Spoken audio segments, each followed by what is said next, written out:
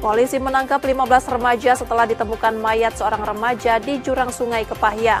Diduga para remaja sempat berselisih sebelum jenazah korban ditemukan warga. Diduga tak mampu membiayai dua anaknya, seorang ayah nekat menjual bayi perempuan berusia 3 hari seharga 52 juta rupiah. Bayi itu bahkan ditawarkan lewat media sosial sejak masih dalam kandungan. Jenazah mantan Gubernur Sumatera Selatan Alex Nurdin disambut tangis duka di rumahnya. Pemerintah Provinsi Sumsel melepas secara kedinasan sebagai penghormatan atas pengabdiannya selama 2 periode memimpin daerah.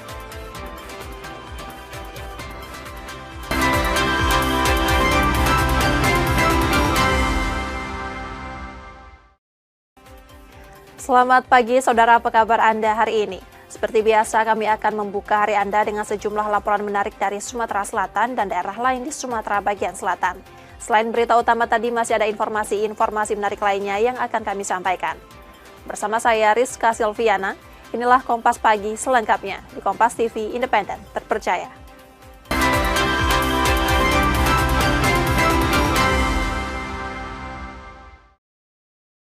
Kami awali Kompas Pagi dari Bengkulu, saudara. Polisi menangkap 15 remaja setelah ditemukan mayat seorang remaja di jurang Sungai Kepahyang. Diduga para remaja sempat berselisih sebelum jenazah korban ditemukan warga.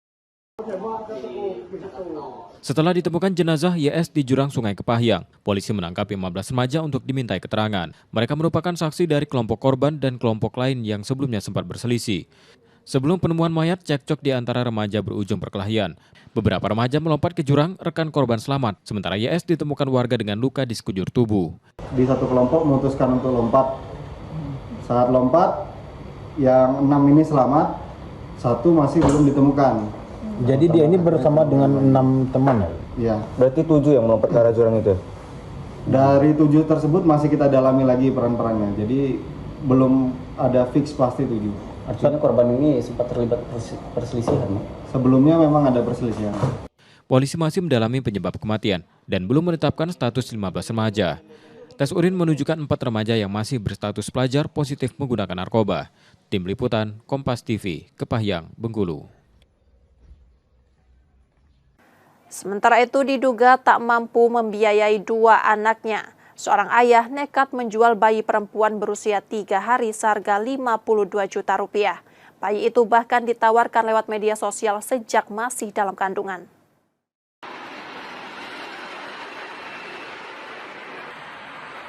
Kasus penjualan bayi terungkap setelah polisi menangkap HA melalui penyamaran.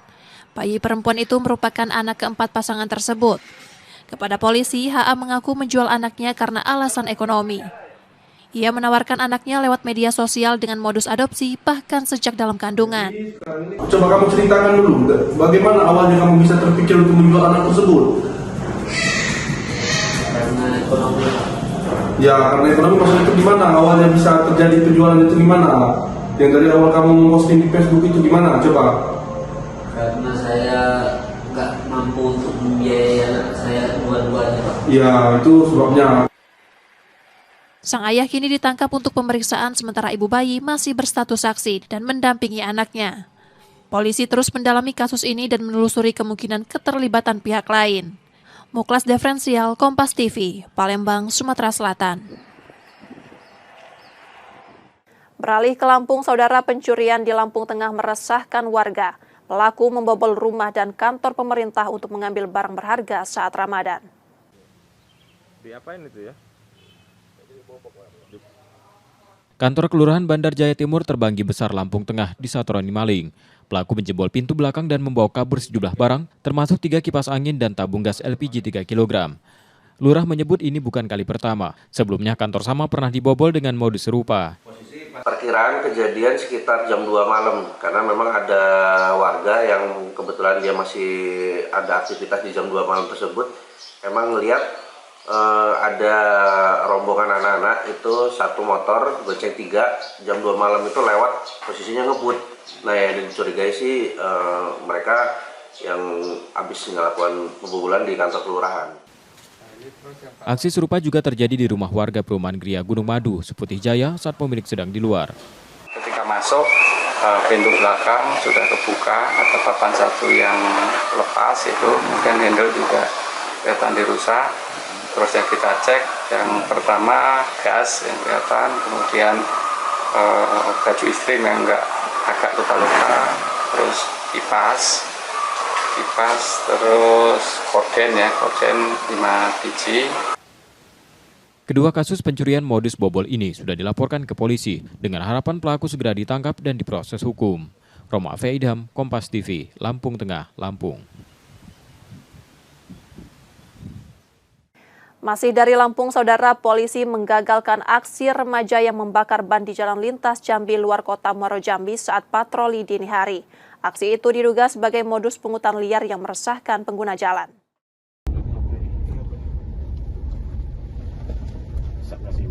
Polisi menyisir jalan nasional pada patroli dini hari untuk mengantisipasi kejahatan dan aksi remaja selama Ramadan. Di depan sebuah rumah makan, petugas mendapati sejumlah remaja membakar ban di badan jalan. Aksi itu diduga sebagai modus pungutan liar. Polisi segera memadamkan api dan membubarkan mereka. Saat kami melaksanakan patroli, ada perkumpulan remaja yang berada di jembatan Tijuan jalur 2 itu diduga melaksanakan kegiatan pungli, sehingga kami lakukan pembubaran. Kemudian terhadap pemuda tersebut kami berikan himbauan agar tidak melakukan pungli terhadap sopir angkutan yang melintas. Patroli dilanjutkan ke kawasan gerbang tol Pijaon. Sopir logistik diimbau waspada terhadap pencurian. Polisi memastikan patroli akan terus ditingkatkan dan masyarakat diminta melapor jika menemukan gangguan Kamtibmas. Wiradani Damanik, Kompas TV, Muaro Jambi, Jambi. Yang juga jadi sorotan, saudara, jenazah mantan Gubernur Sumatera Selatan Alex Nurdin disambut tangis duka di rumah duka. Pemerintah Provinsi Sumsel melepas secara kedinasan sebagai penghormatan atas pengabdiannya selama 2 periode memimpin daerah.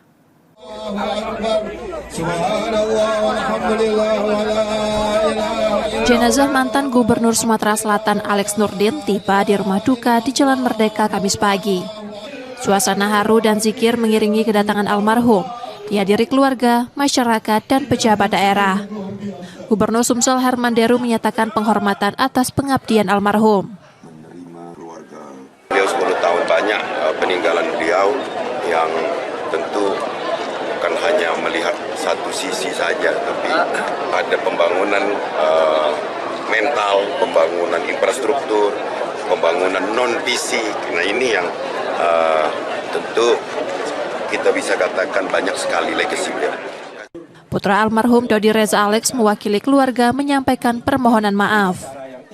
Kami sekeluarga ikhlas bahwa ayahanda akan menemukan Sang Kholik penciptanya, insya Allah dalam keadaan husnul khotimah.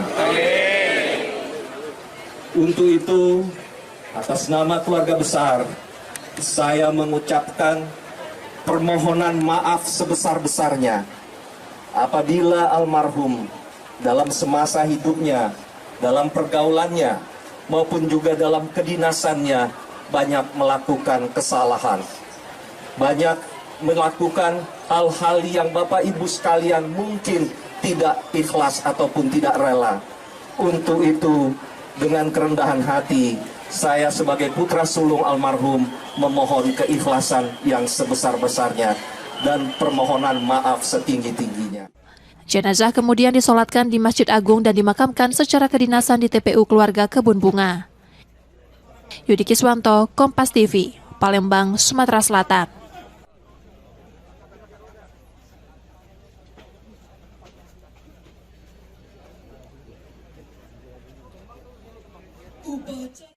Setelah jeda, saudara, kami masih akan kembali dengan informasi dan sorotan menarik lainnya. Tetaplah di Kompas Pagi.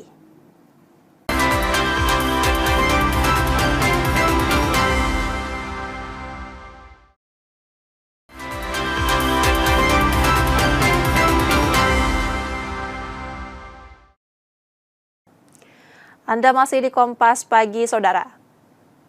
Kembali ke Palembang, seorang pria di Palembang, Sumatera Selatan menjual bayi kandungnya yang baru lahir melalui media sosial. Aksi tersebut terungkap setelah polisi melakukan penyamaran dan menangkap pelaku. 6202 5796. HA ditangkap setelah menerima uang muka 1 juta dari polisi yang menyamar sebagai pembeli di kawasan Sukarami, Palembang. Pelaku langsung dibawa ke Polda Sumsel bersama uang dan bayi yang akan dijual. Bayi berusia 3 hari itu ditawarkan melalui media sosial dengan modus adopsi seharga 52 juta. Bayi yang akan dijual merupakan anak kandung pelaku. Penangkapan berawal dari laporan terkait unggahan penawaran bayi di Facebook. Pada polisi, pelaku mengaku nekat karena alasan ekonomi. Namun penyidik masih mendalami kemungkinan keterlibatan dalam jaringan perdagangan orang. Dari informan ini berkomunikasi dengan pelaku, kemudian sempat putus komunikasi, kemudian pelaku ini menghubungi dengan nomor yang berbeda. Kemudian dari pelaku ini meminta sejumlah uang sebesar 52 juta untuk harga dari bayi tersebut. Kemudian terjadi kesepakatan, kemudian juga terjadi transaksi. Pada saat di sana transaksi ada anggota yang menyamar informan, kemudian polisi menyerahkan sejumlah uang sebesar 1 juta yang awalnya dianggap untuk DP dulu, kemudian akan membayar untuk sisanya. Nah, pada saat terjadi serah terima itu, pelaku sudah membawa bayi, berencana akan mengambil sisa uangnya. Pada saat itulah anggota polisi yang menyamar menangkap pelaku. Bu, dari pengakuannya, kenapa alasannya dijual anaknya, Bu? Untuk sementara faktor ekonomi ya. Sementara istri pelaku berstatus saksi dan tidak ditahan. Tersangka kini mendekam di tahan Polda Sumsel untuk proses hukumnya. Reski Oktora, Muklas Diferensial, Kompas TV, Palembang, Sumatera Selatan.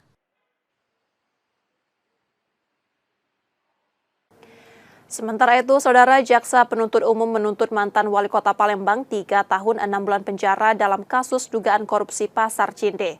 Sementara Kepala Cabang PT MBR dituntut 8 tahun penjara dan denda 400 juta subsidiar 6 bulan kurungan. Mantan Wali Kota Palembang HJ dan Kepala Cabang PT MBR RY menjalani sidang tuntutan dugaan korupsi proyek bangun guna serah Pasar Cinde di Pengadilan Tipikor Palembang. HJ dituntut 3 tahun 6 bulan penjara dan tetap ditahan karena dinilai menyalahgunakan kewenangan. Sementara RY dituntut 8 tahun penjara, denda 400 juta subsidiar 6 bulan kurungan, serta uang pengganti 2,2 miliar atau diganti 4 tahun penjara.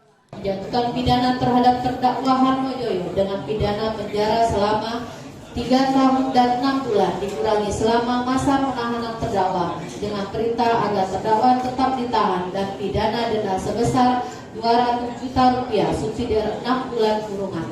3. Jatuhkan pidana tambahan terhadap terdakwa Harmojoyo untuk membayar uang pengganti sebesar 750 juta dikurangi dengan uang yang telah dititipkan terdakwa sebesar 750 juta sehingga uang pengganti menjadi nihil. Dari tuntutan tersebut, keduanya mengajukan pledoi. Yudi Kiswanto, Kompas TV, Palembang, Sumatera Selatan. Berlanjut kabar dari Lampung, Saudara, 8 tahanan Polres Waikanan kabur usai menjebol sel. 1 ditangkap, 7 lainnya masih diburu.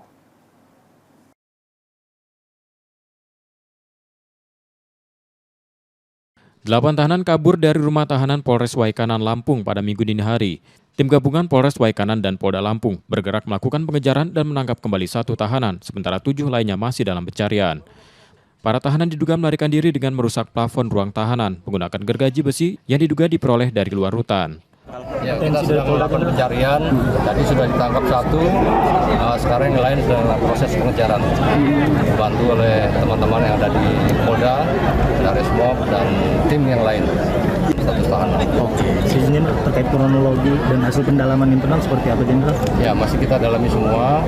Tentunya kita cross-check antara satu dengan yang lain, dan informasi yang paling kita dapat yaitu mungkin keterangan dari beberapa anggota. Polisi terus menyisir sejumlah lokasi termasuk kediaman masing-masing tahanan. Roma Afia Idham, Kompas TV, Waikanan, Lampung.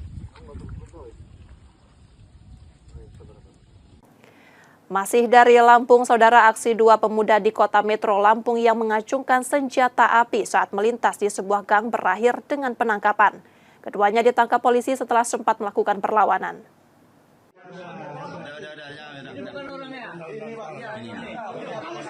Warga Metro Utara Kota Metro Lampung bersama polisi menangkap dua pemuda di kamar indekosnya.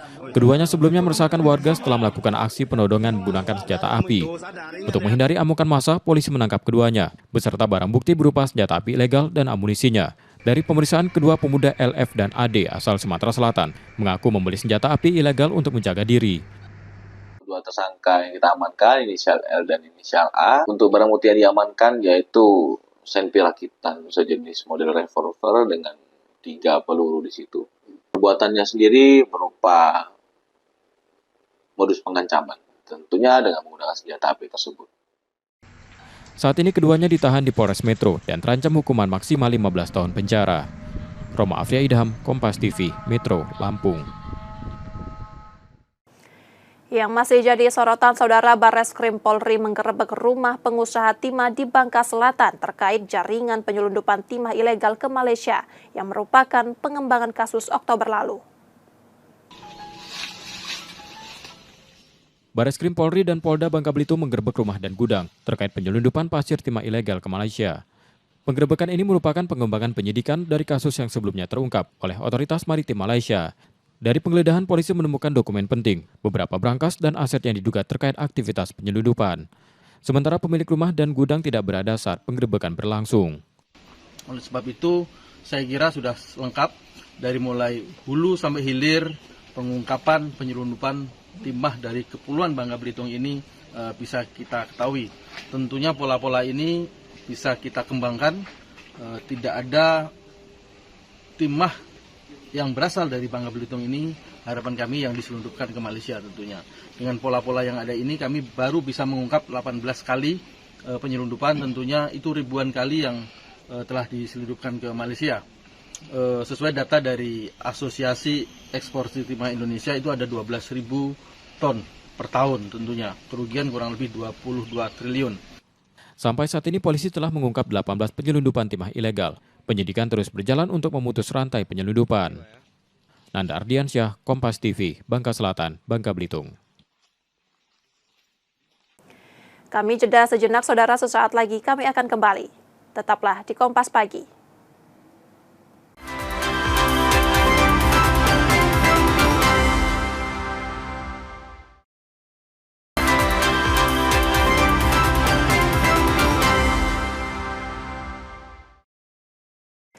Rizka Silviana masih bersama Anda di Kompas Pagi, Saudara. 10 mantan napi terorisme binaan Densus 88 memanen 20 ton semangka dari lahan 1 hektar di Bengkulu Tengah.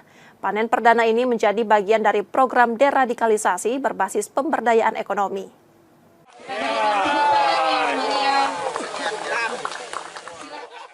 Bangkit setelah menjalani masa pidana. Ex-napiter binaan Densus 88 di Desa Tabalangan, Bengkulu Tengah, sukses membudidayakan semangka di lahan seluas 1 hektar. Pada panen perdana, hasilnya mencapai 20 ton dan langsung dipasarkan. Program ini menjadi bagian dari upaya deradikalisasi melalui pembinaan pertanian dan pemberdayaan ekonomi. Untuk di yang kita bina ini mungkin ada sekitar 10-20 orang. Sebenarnya ada dua titik yang ada di Bengkulu Tengah ini. Yang pertama di Tabalagan ini, yang satu lagi ada di Tabak Penanjung. Semuanya kita bina, mulai dari kita carikan pelatihan, tentunya tentang pertanian. Kemudian setelah itu kita bekerja sama dengan pihak Pemda untuk menyarikan lahan. Setelah itu baru kita carikan pihak swasta yang bisa mendukung. Para ex-napiter diberi kesempatan membangun kehidupan baru usai kembali berikrar setia kepada NKRI. Kami mengucapkan alhamdulillah ya, dan berterima kasih juga kepada semua pihak, terutama dari pihak Densus, kemudian dari pihak Polres, semua pihak yang ada telah mendukung program kami, mengajak kami bekerja sama, dan alhamdulillah ya kami bisa berjalan dengan baik, bermasyarakat dengan baik. Insya Allah tidak ada kendala, tidak ada suatu hal-hal yang tidak baik. Selain membantu proses reintegrasi sosial, kegiatan ini juga mendukung program ketahanan pangan pemerintah. Bayazil Al-Raihan, Kompas TV, Bengkulu Tengah, Bengkulu.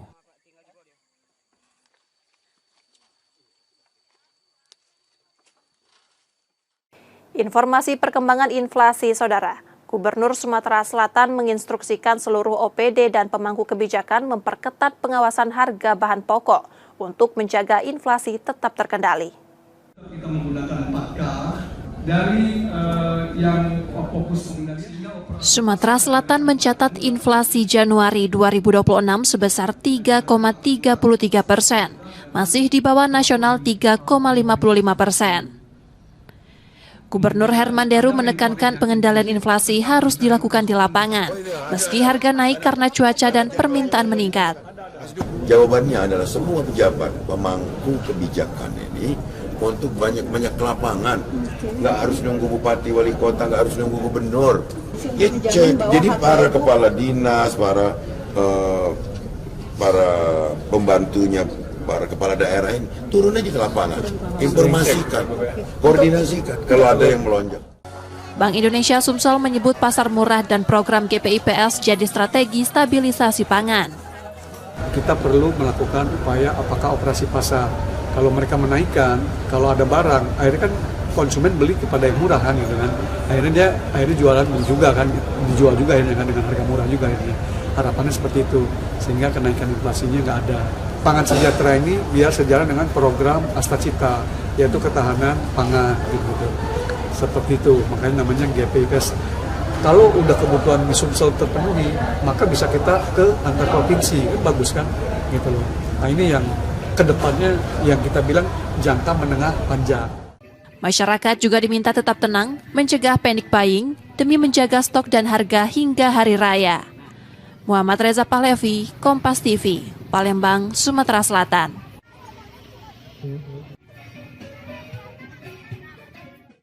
Selama Ramadan 1447 Hijriah, ASN Pemkot Palembang bersama warga menggelar kegiatan mengaji Al-Quran untuk menghidupkan suasana religius di lingkungan pemerintahan dan masyarakat.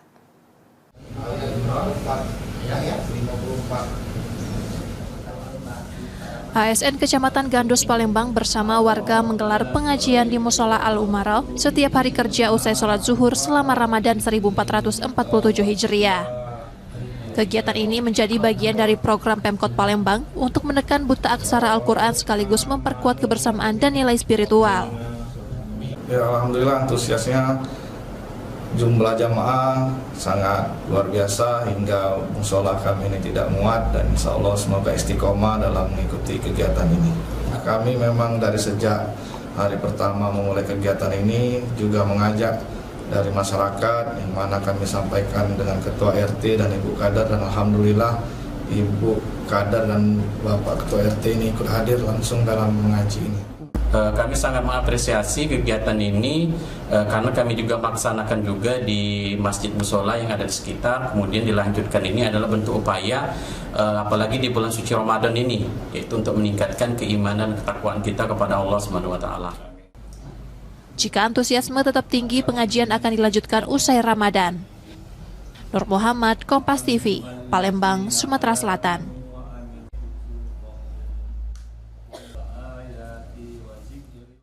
Masjid Cheng Ho Palembang memadukan 3 budaya dalam satu bangunan.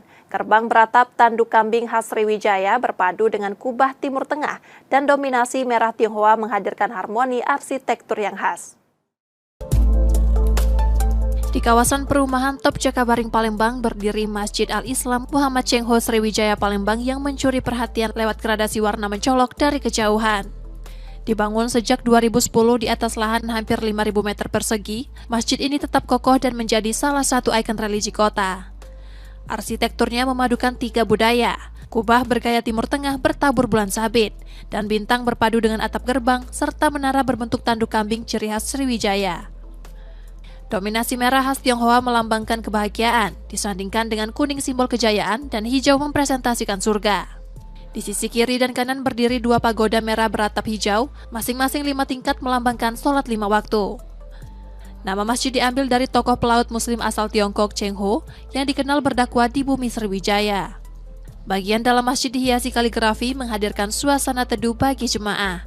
Dibangun Persatuan Islam Tionghoa Indonesia dengan anggaran sekitar 3 miliar rupiah, masjid ini mampu menampung hingga 10.000 jemaah. Penghafal Al-Quran yang gratis ya, pada saat itu kita yang mau menghafal Quran tidak dipungut biaya sedikit pun, malah kita kasih makan, ya kan? Pokoknya fasilitasnya sudah lengkap. Belajarnya kapan aja itu? Belajarnya ya dia setiap hari dia ngafalnya. Nanti dia setoran kepada ustadznya, imamnya yang ada di Cingku ini. Tak hanya menjadi destinasi wisata religi, masjid ini juga menjadi tempat pembinaan mu'alaf, memiliki TPA, serta melahirkan sejumlah penghafal Quran.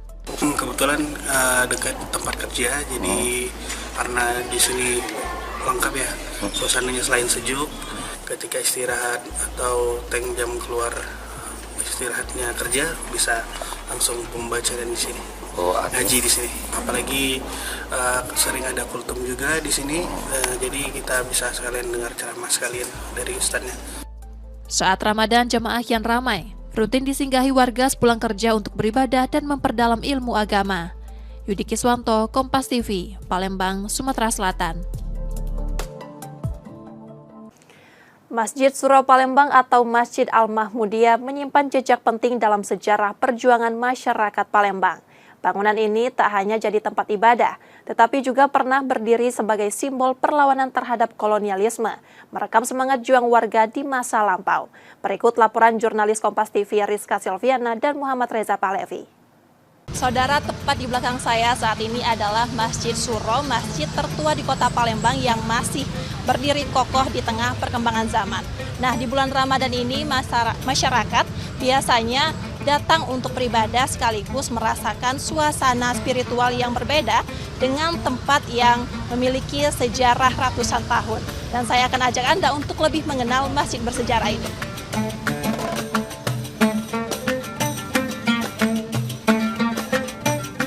Masjid Besar Al-Mahmudiyah atau Masjid Suro di kawasan 30 Ilir Palembang merupakan salah satu masjid tertua di kota ini.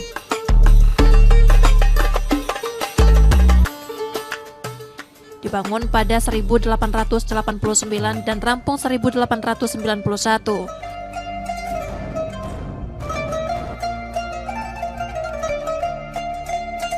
Masjid ini sempat ditutup pada masa kolonial dan menjadi saksi sejarah perjuangan masyarakat. Kita berharapan kepada jemaah dan lingkungan sini, mari kita sama-sama kita jaga Masjid Suro ini, kita lestarikan. Karena Masjid Suro merupakan masjid yang 5 masjid yang tertua di kota Palembang dan merupakan peninggalan sejarah untuk di kota Palembang. Dan mari kita untuk bubur Suro ini, karena bubur Suro ini merupakan warisan budaya tak benda, maka mari kita jaga bersama-sama. Arsitekturnya bernuansa Melayu, dengan 12 tiang penyangga dan 4 soko guru yang masih terjaga. Kita emang udah biasa ini ya, ngantri bubur tiap hari, bulan puasa. Perasaannya gimana nih udah dapat buburnya nih? Senang. Untuk dimakan pas buka nanti ya? Untuk siapa ini? Untuk keluarga. Jadi dibagi-bagi nanti sama keluarga pas pulang. Hingga kini Masjid Suro tetap aktif dan dikenal dengan tradisi pembagian bubur suro setiap Ramadan yang menjadi menu berbuka bagi jemaah dan warga sekitar. Nah, saudara, di tengah modernisasi kota Palembang, Masjid Suro tetap berdiri kokoh sebagai simbol sejarah dan pusat spiritual masyarakat kota Palembang. Rizka Silviana, Muhammad Reza Pahlevi, Kompas TV, Palembang, Sumatera Selatan.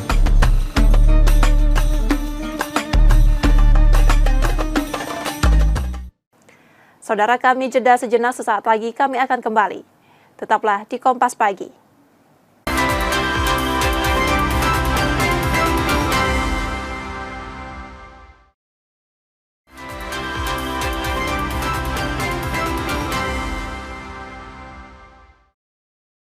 Terima kasih saudara, Anda masih menyaksikan Kompas Pagi. Jika Anda tidak sempat menyaksikan sorotan utama kami, berikut laporan utama Kompas Pagi hari ini. Setelah ditemukan jenazah YS di jurang Sungai Kepahyang, polisi menangkap 15 remaja untuk dimintai keterangan. Mereka merupakan saksi dari kelompok korban dan kelompok lain yang sebelumnya sempat berselisih. Sebelum penemuan mayat, cekcok di antara remaja berujung perkelahian.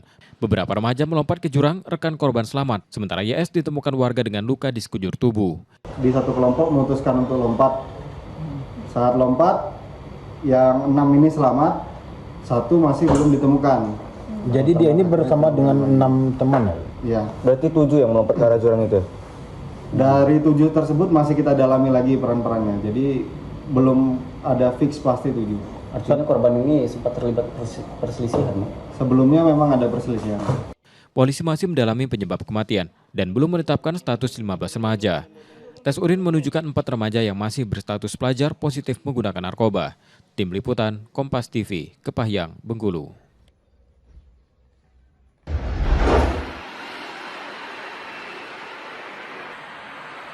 Kasus penjualan bayi terungkap setelah polisi menangkap HA melalui penyamaran. Bayi perempuan itu merupakan anak keempat pasangan tersebut. Kepada polisi, HA mengaku menjual anaknya karena alasan ekonomi. Ia menawarkan anaknya lewat media sosial dengan modus adopsi, bahkan sejak dalam kandungan. Coba kamu ceritakan dulu, bagaimana awalnya kamu bisa terpikir untuk menjual anak tersebut?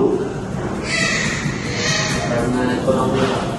Ya, karena ekonomi. Maksudnya itu gimana? Awalnya bisa terjadi penjualan itu gimana? Yang dari awal kamu memposting di Facebook itu gimana? Coba. Karena saya nggak mampu untuk membiayai anak saya dua-duanya, Pak. Ya, itu sebabnya. Sang ayah kini ditangkap untuk pemeriksaan sementara ibu bayi masih berstatus saksi dan mendampingi anaknya.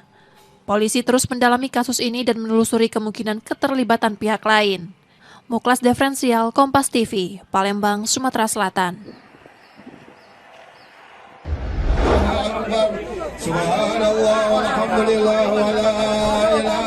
Jenazah mantan Gubernur Sumatera Selatan Alex Nurdin tiba di rumah duka di Jalan Merdeka Kamis pagi. Suasana haru dan zikir mengiringi kedatangan almarhum, dihadiri keluarga, masyarakat, dan pejabat daerah. Gubernur Sumsel Herman Deru menyatakan penghormatan atas pengabdian almarhum. Beliau 10 tahun banyak peninggalan beliau yang tentu bukan hanya melihat satu sisi saja, tapi ada pembangunan mental, pembangunan infrastruktur, pembangunan non-fisik. Nah ini yang tentu kita bisa katakan banyak sekali legacy beliau. Putra almarhum Dodi Reza Alex mewakili keluarga menyampaikan permohonan maaf. Kami sekeluarga ikhlas bahwa ayahanda akan menemukan sang Kholik penciptanya insya Allah dalam keadaan husnul khotimah. Untuk itu, atas nama keluarga besar, saya mengucapkan permohonan maaf sebesar-besarnya apabila almarhum dalam semasa hidupnya, dalam pergaulannya, maupun juga dalam kedinasannya banyak melakukan kesalahan. Banyak melakukan hal-hal yang Bapak Ibu sekalian mungkin tidak ikhlas ataupun tidak rela. Untuk itu, dengan kerendahan hati, saya sebagai putra sulung almarhum memohon keikhlasan yang sebesar-besarnya dan permohonan maaf setinggi-tingginya. Jenazah kemudian disolatkan di Masjid Agung dan dimakamkan secara kedinasan di TPU Keluarga Kebun Bunga. Yudi Kiswanto, Kompas TV, Palembang, Sumatera Selatan.